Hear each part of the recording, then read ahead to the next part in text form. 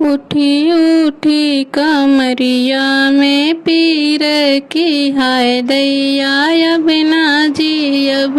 उठी उठी कमरिया की पीर की हाय दैया अब ना जी अब। आवा आवा हो सासुरानी तिजोरिया तोहई के देव। आवा आवा हो सासुरानी तिजोरिया तोहई के देव। उठी उठी कमरिया में पीर की हाय दैया अब ना जी अब। उठी उठी कमरिया में पीर की हाय दैया अब ना जी अब।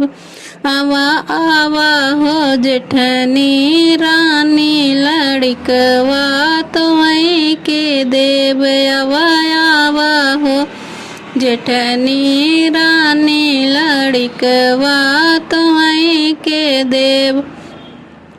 उठी उठी कमरिया में पीर की हाय दैया अब ना जी अब। उठी उठी कमरिया में पीर की हाय दैया अब ना जी अब। आवा आवा हो छोटी देवरानी रसोइया तोहई के देव। आवा आवा हो देव के रानी रसोइया तोहई के देव। उठी उठी कमरिया में पीर की हाय दैया अब ना जी अब। उठी उठी कमरिया में पीर की हाय दैया अब ना जी अब।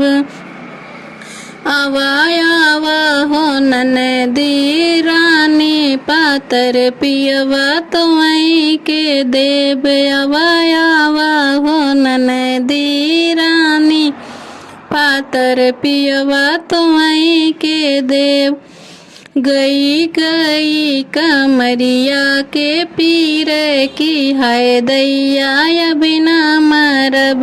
गई गई कमरिया के पीर की हाय दैया अब ना मरब। आवा आवा हो सासुरानी लड़क तिजोरिया तोहई से लेब। छुआ छुआ हो सासे अपन माछ एको गहना ली हो कि नास। छुआ छुआ हो सासे अपन माछ एको गहना ली हो कि ना। गई गई कमरिया के पीर की हाय दैया अब ना मरब। आवा आवा हो जेठनी रानी लड़कवा तोहई से लेब। छुआ छुआ जेठाने अपन माछ एको झापड़ मारू कि ना। छुआ छुआ जेठाने अपन माछ एको झापड़ मारू कि ना।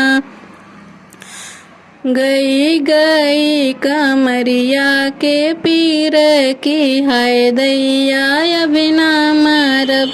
आवा आवा हो छोटी देवरानी रसोइया तोहई से लेब।